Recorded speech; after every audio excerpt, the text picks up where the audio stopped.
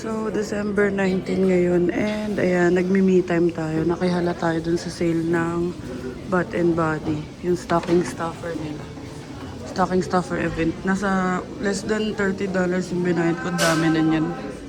Tapos kain muna tayo saglit. So, ayan, gala-gala lang tayo mag-isa. Kasi nasaktuhan din yung sale ng Bath and Body.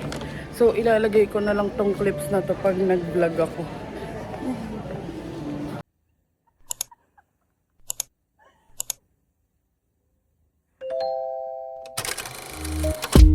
I can be stubborn, thinking I'm right. I can be late, cause I'm taking my time. I can be driven, ambitious, your best friend, love of your life. I can be selfish, trying to be kinder, always forgetting, needing reminders. But I'll always be there when you need me. Cause I know that two things can't be true.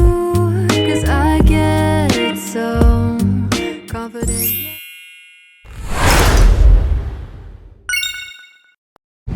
What is up mga kabayan? It's Bianca. Good morning and today is the 23rd? 23 ba ngayon? Di pa ako sure. 23 ngayon and papunta tayo ng Costco. So mamimili lang tayo ng ilang grocery ganyan. Kasi 24 may pasok si Bianca ng umaga. 25 may pupuntahan tayo Pasko. 26 Boxing Day. So, ito tayo na lang natin aluin ang ating mga sarili. And ayun nga, hindi pala ako nakapag-update last week. Wala naman masyadong ganap. Pero feeling ko kasi hindi aabot sa isang vlog. So, hindi na ako nag-vlog. Tapos nag-video na lang ako nung naalala ko na nung nag-mall ako mag-isa, may pasok si Bianca nun. Nakigulo ako sa Bath and Body. So, ayun. Gusto ka naman. Naantok pa siya. Noras na kasi kami natulog kanina. Wala siya, diba? 7 AM na kami natulog. Tapos, ewan ko anong oras siya nagising. Pero, gabi pa naman yung pasok niya today. Kaya, makakalabas kami ngayong umaga. Well, hapon na nga, mag-aalas 2 na. So, ayun. Isasama namin kayo sa aming Costco. Ganyan. Yan na. Dito na tayo sa 2 minutes na lang. Parang ganda pumunta dun sa may pataas. Yan. Parang sabi ni Bianca kanina, parang ang dami nag-Costco, ano?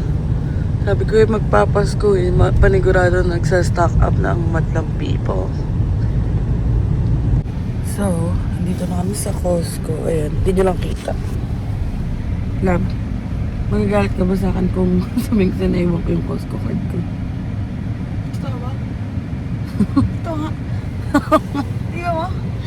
Oo nga. Hindi galit ka nga. Ano, babalik tayo? Hindi. Kala ako magagalit eh. Babalik naman pala kami.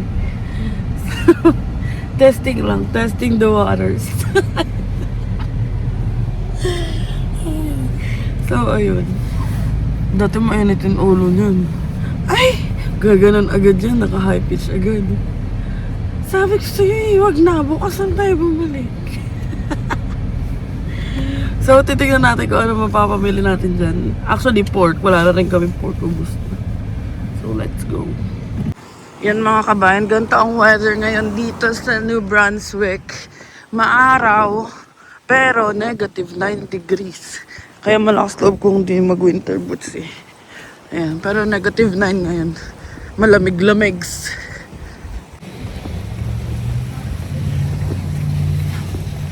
Pusok ang bibig ko. Pusok. Saan tayo mag... Ayan mga kabayan on a weekday. Madami-daming tao. Ito si Bianca. 10 minutes lang din naman to away from us. So wala na yung binibili namin na strips. Ganito. Oo, 31. Ganito kalaki oh. Baka may mas mura pa. Ayun, 35. Ayun, 30 oh. Oo nga, maliit lang. Kasi matigas, hawa ka mo. Dito. Na. Laki na oh, more. Saan? 31? Hindi na puro totoo yun. Okay na siya. Ang aming unang add to cart. Hiwa-hiwain ko na lang yan. Ang aming next is chicken wings. Yan. So, mahilig kami mag-prito. So, bumili rin tayo ng Coke. So, ayan, bili rin tayong cream cheese. Apatan, $8 ba yan? Ay, hindi. $9.99. Tapos bumili na rin kami ng garbage bag. So, ay, nakabukas. Bikuhan, tikman mo no. Free taste. Ayan. Kuha siya ng... Salted yung binili ko eh. Salted yung masarap eh. $6 lang, ang laki na. Oh, so, tortilla, que pasa? Wow, Spanish. Ayan, lagyan natin dito. Yan, lemon naman. Ay. Dito na naman tayo sa linya ng chocolate na tila, pambenta. Ayan o. Iba talagang klase yung mga chocolate dito eh. Yan, yung mga nakapakpak. Parang sa Divisoria. Yan, hello panda. So, ayan lang bibilin namin. And magka-cash out na kami. May iba akong kailangan pero wala dito. So, baka magtingin lang kami sa ibang grocery. Ayan, tignan natin magkano abutin. Pork belly, chicken wings, lemon, hello panda, yung tortilla chip, plastic ang basura. Ano ba yun? Cream cheese, at saka Coke. So, ang inabot natin ay tomata ginting na $133.35. So, ayan. Si Bianca bibili muna yata ng food. Yun si Kabayan. Ano yan? Hotdog? Akin yung drinks. Ayan na siya. So, ayun mga kabayan. Dito na kami sa car. And may dadaanan lang kaming isang store saglit. May titignan lang ako. Pero pag naswertohan, baka bumili na rin tayo. Tapos, i-update ko na lang kayo pag andun na kami. From dito sa Costco, 11 minutes going there by highway. Kasi sa ano yun, sa may downtown Moncton. Tapos, ayun, medyo madami ng tao ngayon, ano, mga nagka-Christmas, ano na sila. Late Christmas rush. Charing. Mga siguro mga panghanda. So, ayun, i-update ko na lang kayo guys later. Ayan mga kabayan, papasok na kami ng highway. O, diba taray? So, tada! Love, hello! Masilaw.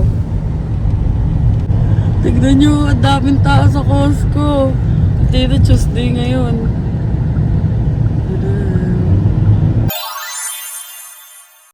So, andito na tayo sa Old Navy.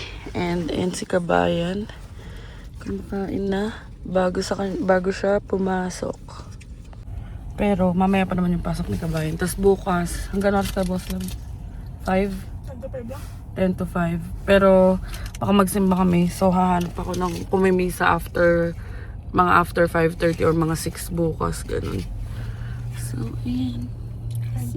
Kain po. Let's go. A few moments later.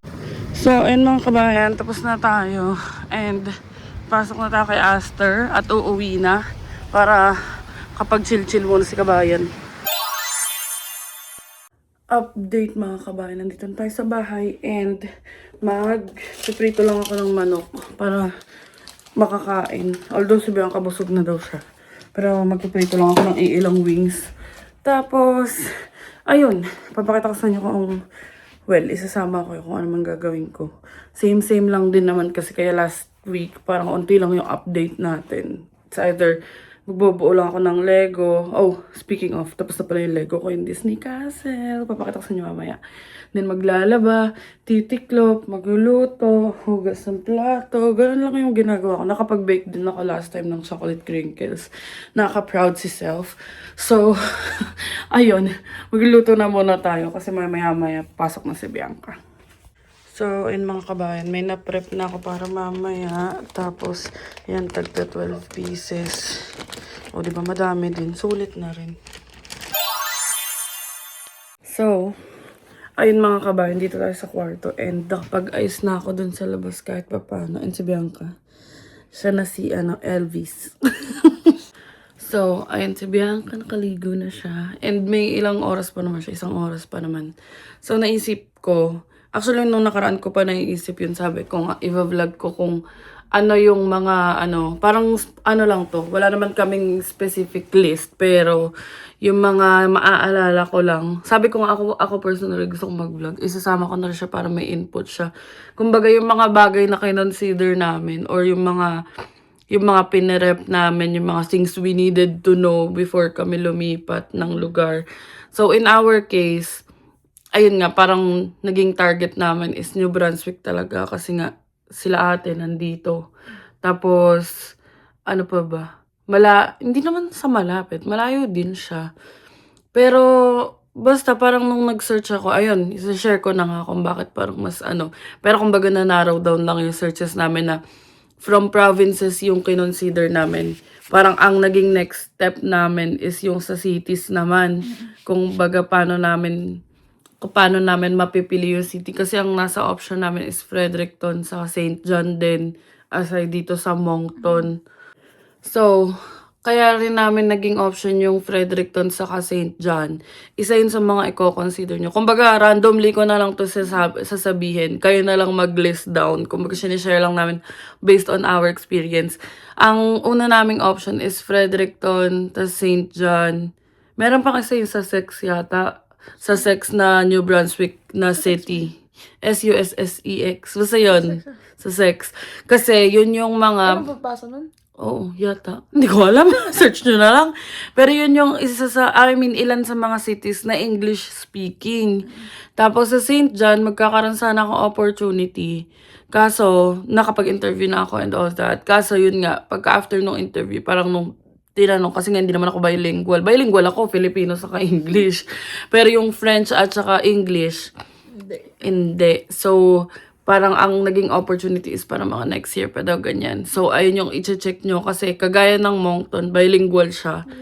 So, French and English. And actually, hindi ko masabing most, pero some of the companies here, ang requirement talaga nila is bilingual.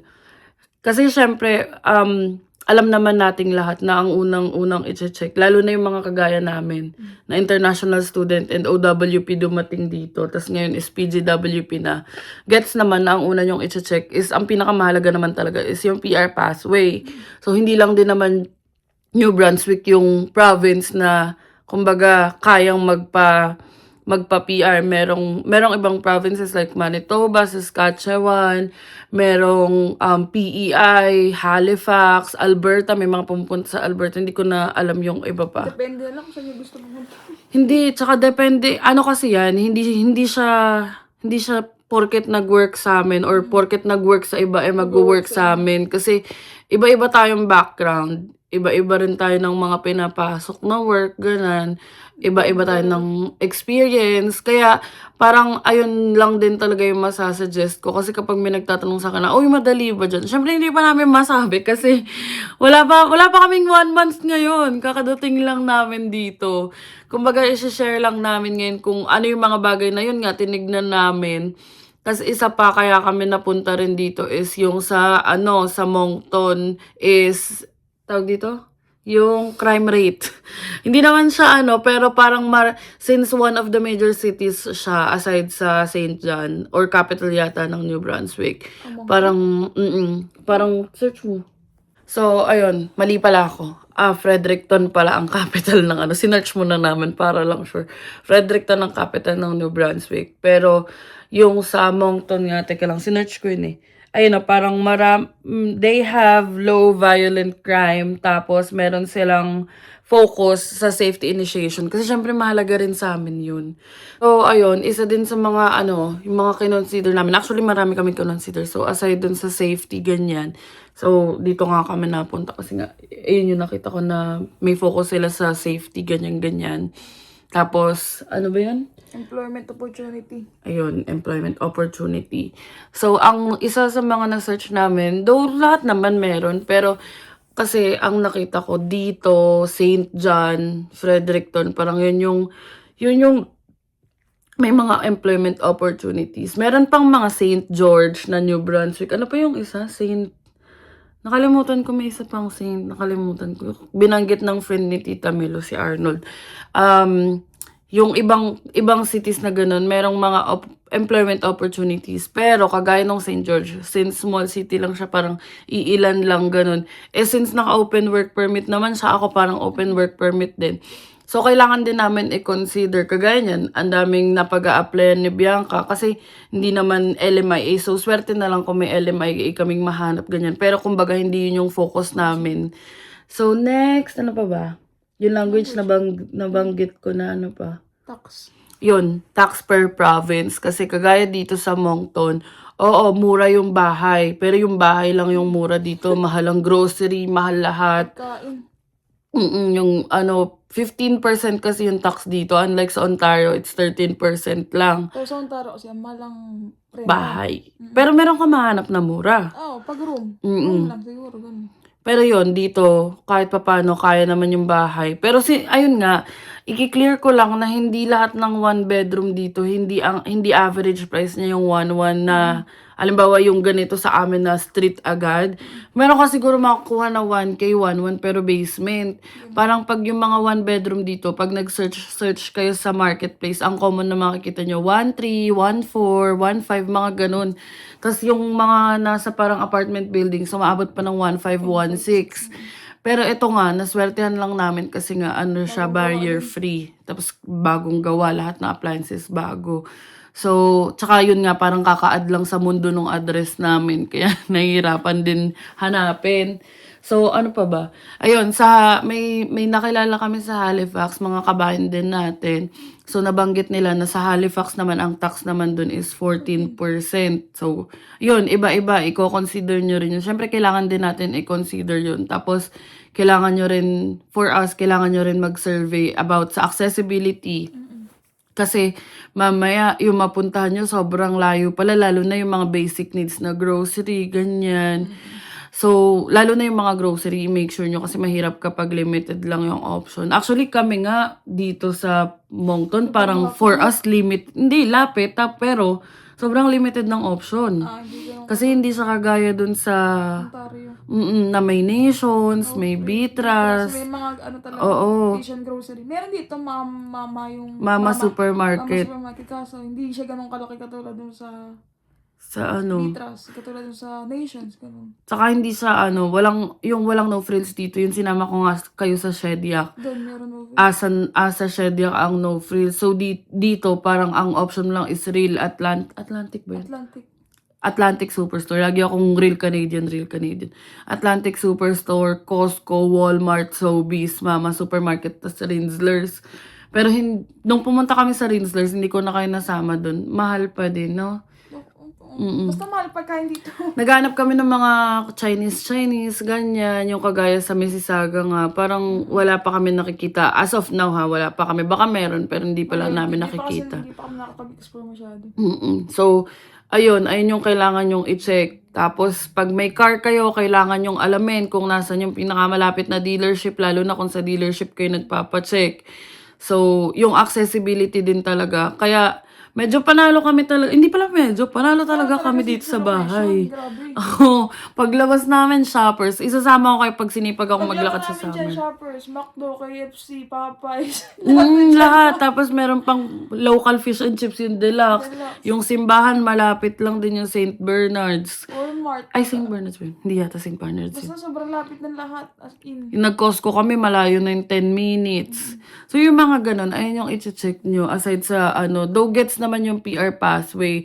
So, parang, yun, pag nakita nyo na yung PR pathway sa lugar na yun, sa province na yun, saka naman kayo mag-narrow down ng searches kung saang city naman kayo. Kasi sa ibang provinces, alam ko, pag mga nasa rural areas ka, meron pa ring RCIP. Hindi ko lang sure ngayon. Pero, parang naging pathway yun. Kung wala na siya ngayon, meron ding naging pathway na RCIP before. So, kung mag-move kayo doon, makakahanap kayo ng city doon sa province na yun na may magandang rural area, ganyan, community. So, goods din yun. So, yun lang. Lalo na pag kami, wala pa naman kaming bata. Pero okay to kung may bata, no? Kasi magkakaroon kami ng courtyard sa April. Hindi. Di ba pag may bata, kailangan ba na ano? 2 bedrooms. Di ba? Depende pa. O, alam ko parang may minimum din na bedrooms kapag may... Pang dalawang tao lang talaga to sa amin.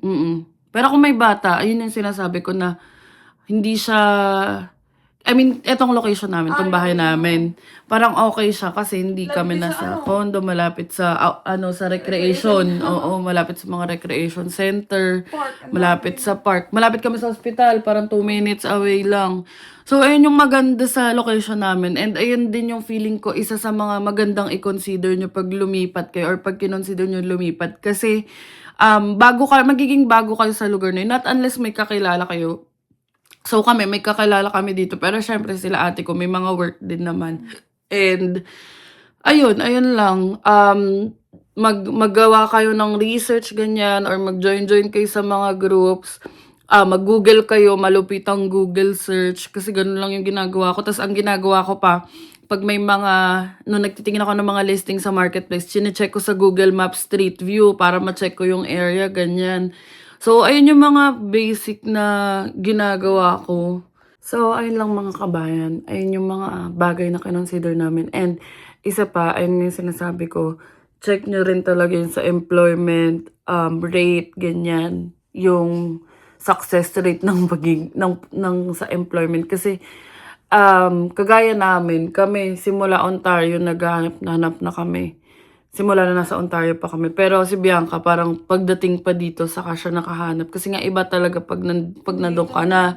Pero may iba namang provinces and ibang companies na tinatanggap nila kahit phone interview lang, ganyan. And ako, naghahanap-hanap pa rin naman ako. Pero talagang inaantay ko lang yung, nung sinama ko kayo sa interview. Wala pa yung... I-claim mo na yan, be. wala pa yung result. And nag-email na sila sa akin na parang wala pang ang update for no kasi may mga interviewin pa sila. So, antay-antay lang din ako. Aside sa nag-a-apply din naman ako. And, ayun. Ano pa bang i-consider mo? Yung time. Siyempre, i-consider nyo yung time. Kasi kami, kaya nga rin kami napalipat. Kasi nga, Isang taon na PGW. mag-isang taon pa lang sa February. Isang taon na rin. Pa isang taon na. Kasi kung may time pa naman kayo, actually, ayun nga, lalo na kung nasa medical, field naman kayo, bago kayo lumipat at bago kayo mag-isip lumipat, itry nyo muna i-compute yung CRS score nyo. May calculator naman online. Kasi ngayon parang bumababa yung mga score, sabi ng mga kaibigan namin eh. So, kung wala namang need lumipat at kaya nyong parang i-build up na lang yung profile nyo, build up yung score nyo. Actually, yun yung plano ko talaga kung nakapag-stay ako doon sa medical kinemerut. Pero, iba siguro ang plano ni God. So, yung mga ganun, lalo na kung skilled worker kayo sa education sector, healthcare, yan. I-check nyo, tapos try nyo parang mag-generate ng, kung halimbawa man hindi pa kayo nakapag-self-pip, try nyo i-generate na, i-max out nyo. So, parang i-try nyo na lang din yung best nyo na gawin, kung ano yung kaya ba natin, kung ano yung control natin. Kasi ganun yung ginawa ko sa Ontario. Parang nung nag-generate ako ng score ko na naka-max out yung self-pip ko, kaya. Pero ang problema, yun nga, yung years, hindi naman ako pwedeng pa-chill-chill lang. Kasi nga, tumatakbo na yung sa amin. Kung employed ako, baka hanggang ngayon nasa Ontario pa kami, Kaso yun nga, hindi na kami employed. So, ayun mga kabayan, sana kahit pa paano may natutunan kayo. And maglalambingan muna kami. Isasama namin kayo sa sa Christmas ganap. Pero hindi ko muna to and isasama ko pa rin kayo kung ano man gagawin ko for today. Pero basically magliligpit lang ako dito. So i-update ko na lang kayo mga kabayan later. Yan na, papasok na si kabayan. Kabayan, patingin mo ka kabayan. Patingin. Uy, batok lang yun. Bye-bye, be! Ako, alis, be. Bye-bye. Di pa ako aalis. Bye-bye. Bye-bye. So, aalis na si kabayan for real. Ay, blurred. Yan, naalis na talaga siya. Bye-bye, be! A few moments later. So, update mga kabayan. It's 7:27 p.m. And, nakapagtiklop na tayo. Ayan. And nakapagsalang na tayo ng labahin. Tcharan. So, ipapakita ko nga pala sa inyo yung Lego castle ko. Yung Lego castle. Yung Disney castle na Lego. Natapos na. So, ayan. Kaya na-clear ko na yung area na yan. And, hindi ko lang siya... May ikot ko ba? Kasi pag inikot ko... Well, papakita ko sa inyo. Grabe yung details niyan. Sige, try nating iusog to. Para ma-share ko lang sa inyo tong Disney Castle. Parang 8 hours in total kong binuo. Grabe rin ang mga details nito. Ayan. So, meron siyang library dyan. Parang kitchen dito. Tapos, ito yung staircase sa baba. Tapos, ito si Beauty and the Beast. Ayan. Tapos, napapalitan yung buhok niya na nagiging Prince Charming lang. Pero ako, mas gusto kong Beast lang siya. Ayan. Hindi ko na maalala kung saan ko nilagay. May parang, stand yung buhok niya. Somewhere over here. Ayan. Ang galing nga eh. Tapos, meron pa tong cup na may face din. Parang ganito, parang ganyan. Kaso, hindi ko na nailagay. Ayan siya. Ang ganda niya sobra. Tapos, ang daming minifigs. Tapos, ayun pala yung rose. Ay, natumba na yata yung rose. Or hindi siya nakaikot ng maayos. Ayan yun na. Ganyan na lang siya muna. So, ayan. Tingnan niyo. Grabe, ang ganda. Umiikot din ito. Hindi ko lang ma-shoot yung daliri ko kasi right hand yung pinang-video ko. Tapos ito, umiikot din to. Ayan. Ay! Huwag na matutumba si Belle. Ganyan na muna siya. So, ayun lang naman mga kabayan. Ibalik na natin siya sa kanyang kinalalagyan. Tapos ang pinanglilinis ko dyan, may binili akong parang car brush sa Shopee pa yata yun nun. Shopee or Shein. Basta ang alam ko, pinadala ko pa kala Denise yun eh. So, ayan.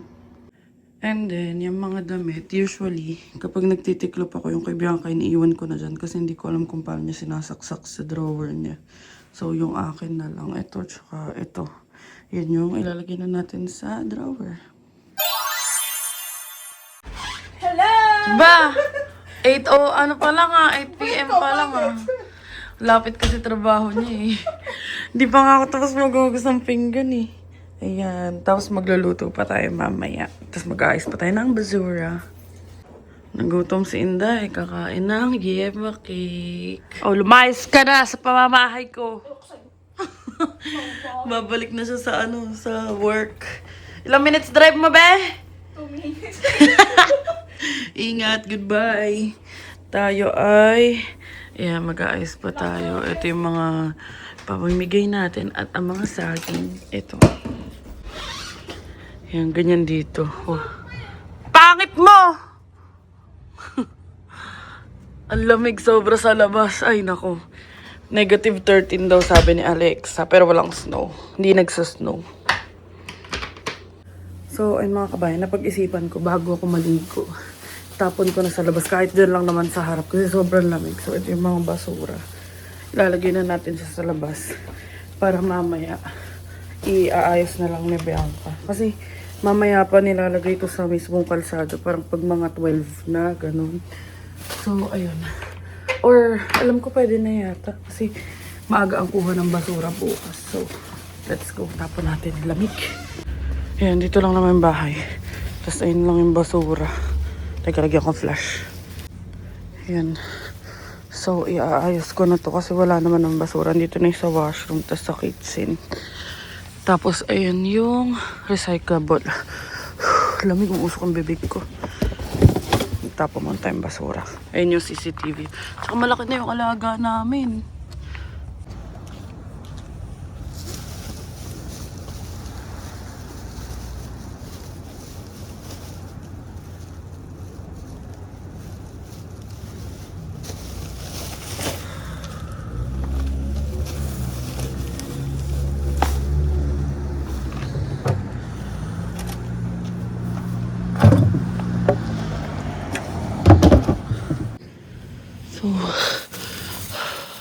Oh, lamig.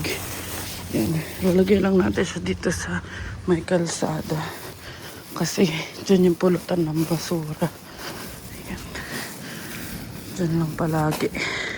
Tapos yung organic din. Yung organic weekly naman yun. So, ayan. Ito simula nung naong snow pa yan eh. Pero yung dito sa may mga grass na tunaw na. Ayan, lamig. So, kakalipat ko lang sa iPad. May isa nagbe-bake. May isang nanonood. May isa nagtatrabaho. May isa may driving test. Wow! Mama Gemma, oh. Yung isa ano kaya ang pinapanood? Uy, Camille! Volta! Si Volta hinahanap ko, babe. Good night, friends! Oh, game. Bye-bye. Good night. Good night! Bago ko i-end yung vlog, ipapakita ko sa inyo tong, ayan o. Ako nagkabit niyan. Tapos tinry kong i-measure gamit pencil. Tapos tape measure lang. Tapos with the help of ChatGPT, my best friend. Ayan, ang cute. So, sala. Tapos, ayan. So, ayun mga kabayan, hindi na ako nakapag-update kanina kapag luto na ako, dumating na si Bianca, nakakain na kami. Kasi kita nyo naman, ano yan, halos naging nightly routine na namin ng mga friends na magkakausap. So, ayun ang mga ganap natin for today. Nag-share lang kami ng iilang suggestions. And syempre, kung may mga kids kayo, nakalimutan ko banggitin kanina, isa sa mga titignan nyo rin is yung distance ng school, ganyan.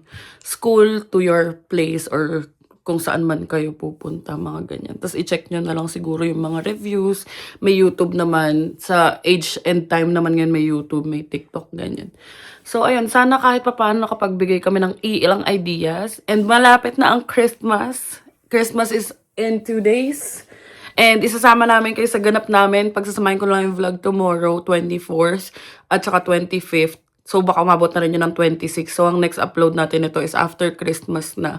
So, ayun, si Bianca may pasok pa bukas. And kami ay magpapaalam na. Papahinga na. Ako na ang mag-outro kasi nagti-TikTok na siya. So, thank you so much for watching mga kabayan. Merry Christmas to everyone. And please don't forget to like, share, and subscribe to our YouTube channel, Adventures in Canada. Follow us on our Facebook page, Adventures in Canada din. And follow us on TikTok, Adventures in Canada. And thank you so much for watching mga kabayan. See you on the next one.